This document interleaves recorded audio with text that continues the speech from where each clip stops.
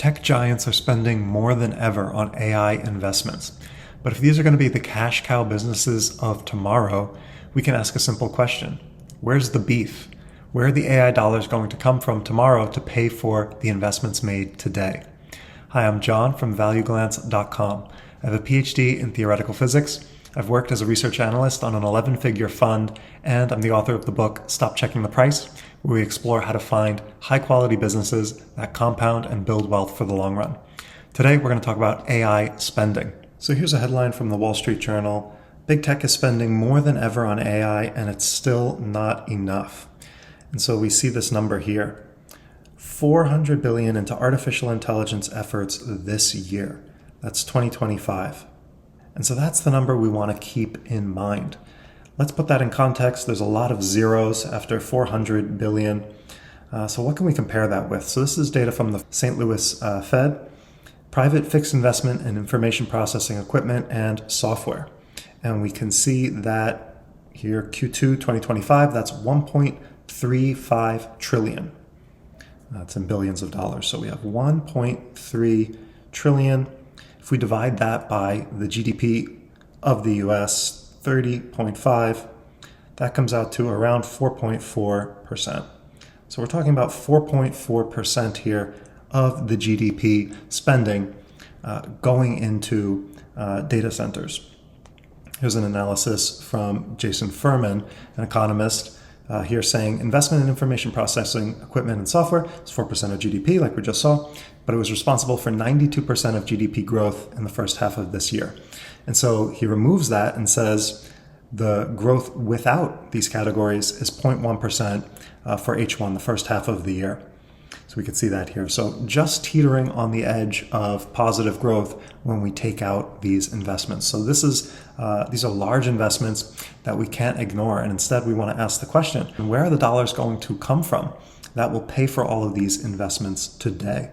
So we can do a back of the envelope analysis here following a blog post by Harris Kupperman. Make some simple assumptions just to help us understand the scale involved. And so we said the CapEx was 400 billion. Now this is just for 2025. So let's call that 400 billion. Now he estimates a 10-year depreciation, meaning of that 400 billion, each year the expense, the depreciation expense, let's call it D&A, is equal to minus 40 billion, meaning the lifetime of 10 years. Now the chips may improve faster and they may end up having a shorter lifetime, the current ones that are going in. Maybe there's improvements in the model and the technology, but let's take that 10-year estimate for now. And he says, imagine if the businesses can generate, now these are assumptions, let's say a gross margin of 25%. So GM equals 25%.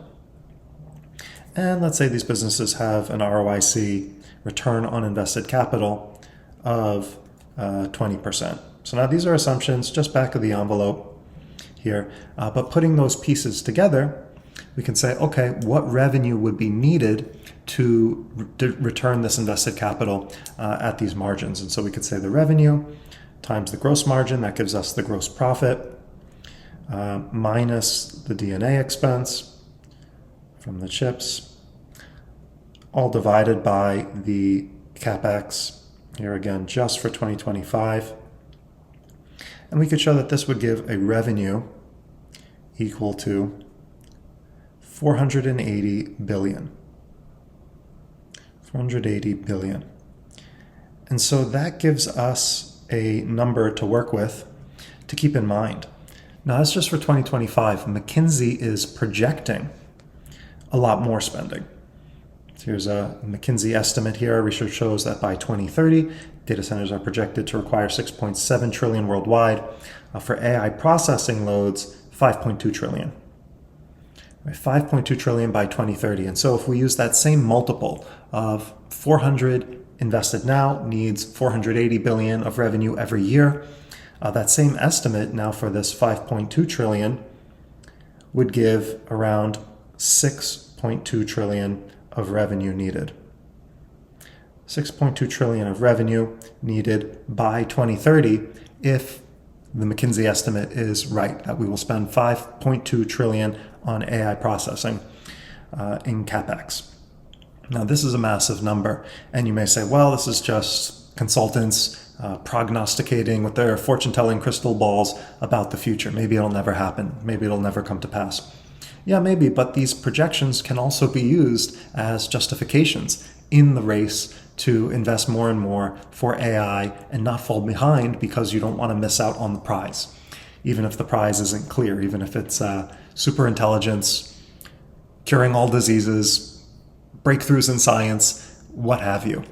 And so these may come to pass, and if they do, we're looking at a massive amount of revenue that's needed to justify this CapEx. So that gives us a sense of the future revenue pie needed, but what about the revenue pie today?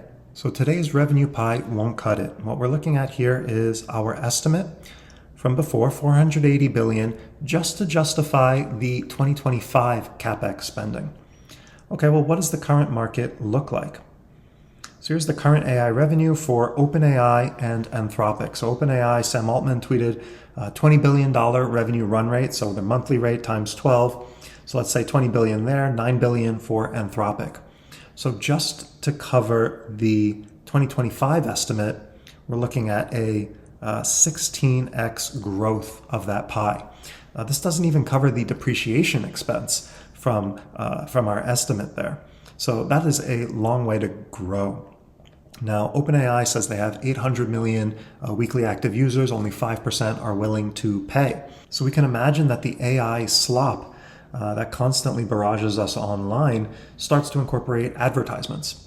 And so let's take a look at digital ads, online advertising, by looking at the revenue coming in from the two giants. So Google, so this is 2024, the revenue coming in from ad spends, and Meta.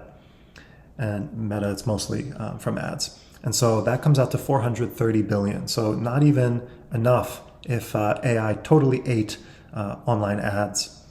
What about entertainment subscriptions? We could come up with our own custom AI slop, a buddy cop comedy of Abraham Lincoln and Darth Vader.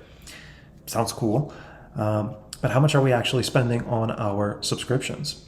And so here we're looking at entertainment subscriptions down here. Netflix, Spotify, YouTube, Hulu, Disney Plus, each with tens of millions, if not hundreds of millions of users, bringing in 93 billion there. And so we see that's still a 3x away from what the current AI revenue is generating. And so this just tells us with these two examples that there is a lot of room to grow here, that the amount needed to justify the CapEx is significant. And this is just for 1 year's worth of spending. So that's taking a look at the current revenue being generated in these two examples. But maybe that's not seeing the big picture. What about tomorrow's AI revenue? New technology leads to disruption in the workplace. And so maybe we're not considering the advances of tomorrow. Here's a couple examples throughout history. Let's look at this, a lamplighter. So she's going up and down the streets here in Britain, going and lighting the lamps. Of course, we don't have lamplighters anymore. It's gotten rid of. We have electrification, we have automation, incandescent, now LED lights. So we don't need lamplighters anymore. Operators for telephones, horse and buggies. So entirely new industries that are created as we have advancements in technologies. Here, lift operators. Now we just go inside, press a button. Maybe at some hotels they have more as a tourist attraction, but we don't need it anymore. New technologies, new automation. Look at this guy. This is the Iceman coming around and delivering ice. We have refrigerators now. We don't need to store ice and get ice delivered to us. And so whenever there are new advances in technology, innovation, there is disruption. There is new jobs that are created, old jobs that disappear. And this results in efficiency. And so can tomorrow's AI efficiency then bring home the bacon to justify all of these expenses? Can we learn from history? And so, yeah, we can try and put some numbers on this. So the S&P 500, S&P generated $17.6 trillion of revenue. Now, at a gross margin of 32%, that means a cost of goods sold, the amount needed for the revenue, the cost of goods sold and producing the product, the materials, so on, comes out to 12 trillion. Now, let's imagine through optimization, automation, efficiencies in production, that AI can come in and wipe this out, cut this in half down to 6 trillion. So ignoring for the moment the operating efficiencies, just looking at what's coming away from sales, from revenue, and what's left over, the gross profit. That difference is the cost of goods sold. And so let's say AI comes in and across all industries creates this massive disruption, efficiency, and drops down the COGS to 6 trillion. So that would mean 6 trillion in savings, which about matches this 6.2 trillion estimate from McKinsey's numbers that we used to estimate the total amount of revenue necessary. And so, in other words, if all 500 companies get this massive efficiency that reduces their cost of goods sold, slices it in half, that may be a market size that matches the expected capex through 2030. So will this come to pass? Maybe. Efficiencies and disruptive technologies, as we've seen throughout history, result in efficiencies that change the marketplace and create new value and free up old money to do new things. And so there's definitely a precedent there. But will this all happen by 2030 in order to justify the investments and start producing positive cash flow? Or will the cycle have to continue? More investment, waiting longer for those revenue dollars to appear. That's the assumption. So the question is not just where's the beef, but when's the beef? Can this happen by 2030? How long do investors have to wait before seeing these AI revenue dollars come in and result in these massive efficiencies? Someone's paying for it at the end of the day. And if it's not future customers, it's the overhyped investors who are going along with companies making these massive CapEx spending into AI and data centers. So I think it's a legitimate question to ask, where's the beef and when's the beef for these AI dollars? We've seen examples of the current market now and how large it is for these two examples of entertainment subscriptions and online ads, and even a back of the envelope estimate of the efficiencies that could be created across the market. May be enough to meet these big numbers. Now remember, no one can predict the future, especially in the near term. But by looking at long-term trends, by learning from history over time, we can avoid getting caught up in the latest nonsense news. So invest for the long run and keep compounding knowledge.